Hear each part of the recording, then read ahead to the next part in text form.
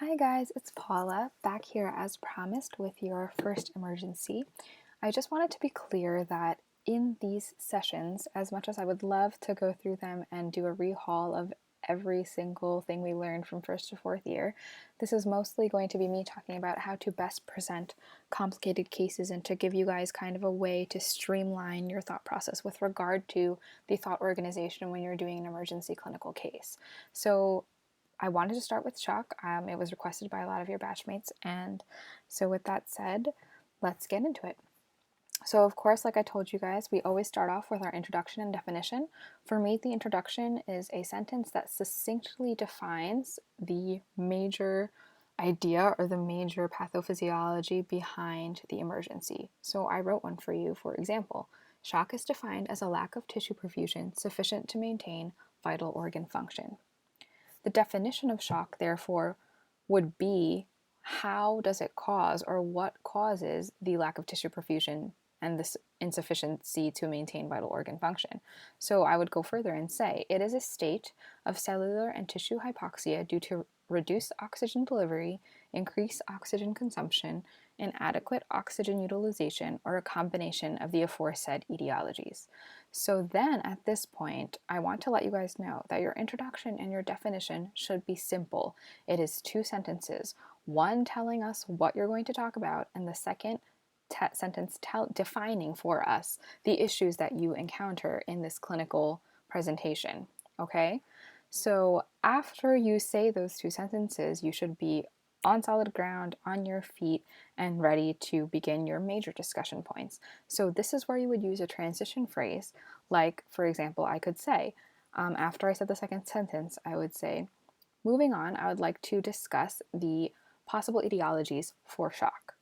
And then boom, we move on to etiology. Okay, so here I've tabulated the 5 types of shock for you guys, and I've also included some of their causes. For me, this is the part where it could get complicated because you know that shock is a very broad topic, but always remember that when you are discussing an emergency, you are the one that holds the power in that discussion.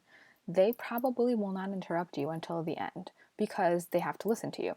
So it is your call. You can discuss everything, you can mention things and then not go into too much detail, but my advice is always focus on the most common type of shock, which are, for me, hypovolemic, septic, and anaphylactic. Define those and use those as major points in your discussion, and then always throw in, you know that there's cardiogenic shock, you know that there's neurogenic shock. These are the possible etiologies of those two. So in this way, you can discuss all the points, but you also are kind of not setting yourself up to be questioned about things that you are not necessarily strong in. For me, that was what I did during this time, was because I knew how to discuss hypovolemia, I knew how to discuss anaphylaxis and sepsis. Cardiogenic and neurogenic were not things I was comfortable with when I was a clerk. So those were things that I kind of stayed away from, but I always made sure to mention them so that my tribe, my tribunal, knew that I knew what I was talking about. So I would start by saying the etiology of shock can be categorized into 5 main causes, and there are 5 categories of shock. The first is cardiogenic, which is due to cardiac causes such as MI, arrhythmia, cardiac contusion, tamponade, and the key here is always to just mention 1 or 2. Keep it moving. So the second type is hypovolemia. This can be caused and is usually caused by hemorrhage or severe burns, active bleeding or severe burns. The third type is known as anaphylactic shock or anaphylaxis, and this is due in response to an allergic reaction that's caused by a massive degranulation of mast cells and basophils. Neurogenic shock, on the other hand, is caused by a brain or spinal cord injury. And finally, septic shock can be defined as a type of shock that is generally caused by gram-negative bacteria, DIC, or a possibly endotoxin-mediated infection. And then you move on to the pathophysiology behind these types of shocks are as follows. First, cardiogenic shock is caused by the failure of the myocardial pump. You can go further and explain this. You can say the failure of the myocardial pump would entail a decrease of blood flow to the rest of the body, which causes hypoxia. Hypovolemic shock, on the other hand, is caused by inadequate blood or plasma volume, which could also lead to a reduced oxygenation of tissues and cells. Anaphylaxis is caused by a generalized type 1 hypersensitive reaction. Neurogenic shock is caused by widespread peripheral vasodilation and bradycardia, also resulting in a reduced oxygen capacity or a reduced oxygenation. And septic shock causes decreased total, or is caused by decreased total peripheral resistance. So here in pathophy, you could actually make etiology and pathophy kind of the same thing if you wanted it to be smoother, but for the purposes of this discussion, I separated them so that you can kind of make the connections. If you blank, for example, if I can't remember, I know that hypovolemic shock is caused by burns and hemorrhage, but I can't remember its mechanism. Just take a breath, stop and think about what happens in the body when there is a hypovolemia. So hypo means less, volemic is referring to volume. So less volume means that there's inadequate blood or plasma volume. So that's kind of the mental triggers, I call them kind of memory marks that you want to create for yourself so that if you get stuck, you're able to kind of pull yourself out of that rut and keep going. Because the important thing is to also fake confidence, as much as you're nervous, you want to make sure that you exude and claim that MD when you walk into that room, because you guys are doctors, don't forget, all right? So moving on from pathophysiology, I would now like to discuss the clinical manifestations. The manifestations are often directly related to the cause of the shock. Clinical importance of the manifestations of shock is immediate recognition of signs and symptoms so that we can immediately treat and manage the patient in order to prevent mortality. The following are differentials. There are so many differentials for each type of shock, but you want to name at least 2 per type that you're discussing. And for this, you want to stick to the most common causes, nothing out of left field, okay? So you can say hypovolemia can be caused by active bleeding, trauma, burns, severe burns, or third spacing. Cardiogenic shock is usually caused by acute myocardial infarction and arrhythmia. Sepsis, most often caused by a UTI that has spread to the bloodstream and various organs. Neurogenic shock can be caused by spinal cord injury and brain trauma. Anaphylaxis is an allergic reaction that is most often caused by a medication reaction like that of penicillin or an endotoxin-mediated reaction, for example, like a bee sting, or an ingestion reaction like with peanuts. So this is something that you can say and organize again in your brain, that you make sure you have these kind of tabulated for yourself so that when you're discussing them, you can go through each type and have them listed the same way every time. So all you have to do is bang, bang, bang, and list hypovolemia, cardiogenic, sepsis, neurogenic, anaphylaxis. The more that you do them, the more that you say them, the easier that it comes. Finally, I would like to speak about my diagnosis and workup. Now, in order of priority, it's important to list your diagnosis and workup in the priority that you would request them. So what do we want to do? What is our goal with diagnosis and workup? That's what you want to determine. So we want to know what is causing the shock, basically, with this case. And secondly, what can we rule out, right? But our goal eventually is to know, our major goal is to know what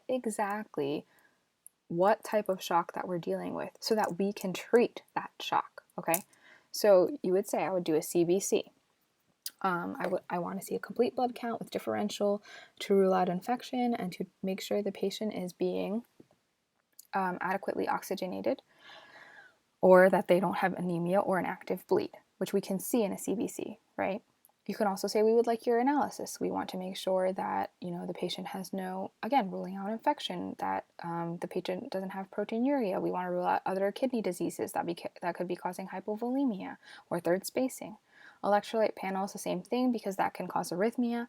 Arterial blood gases will help us to determine whether or not this is a metabolic or respiratory issue, or in addition to that, it also allows us to see the oxygenation status of our patient. Cardiac enzymes will help us rule out or rule in MI.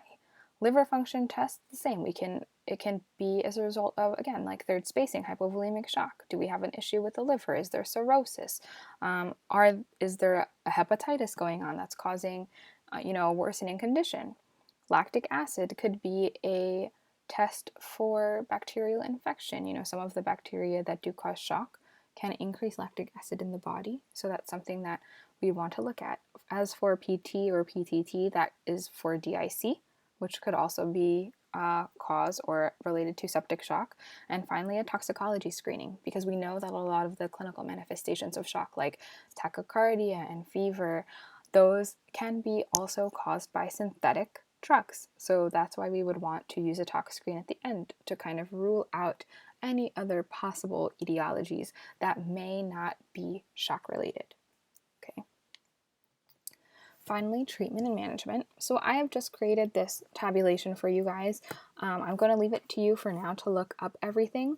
But honestly, when you think about the treatment and management of shock, again, per etiology, it makes sense. So with cardiogenic shock, your pump is failing, so you want to increase the pump.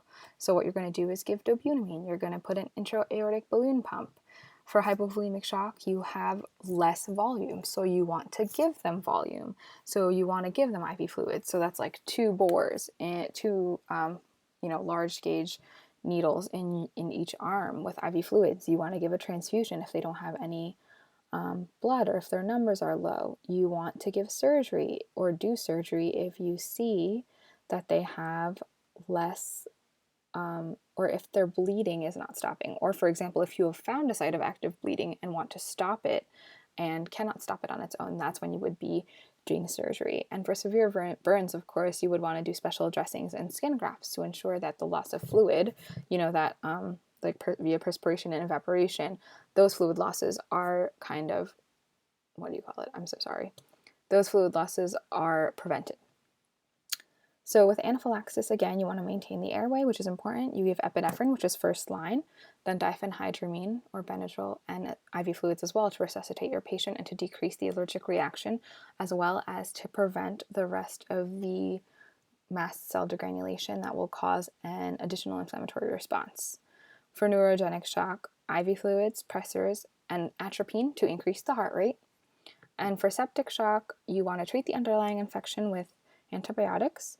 You give norepinephrine to increase the blood pressure, and you want to give IV fluids. And finally, after appropriate treatment and management, our patient should survive. However, if shock is not immediately treated and is not immediately noticed or identified, there is a high rate of mortality without immediate treatment. So that is basically how you would discuss any emergency. But with an emergency as complicated as shock, you want to make sure that you control the conversation.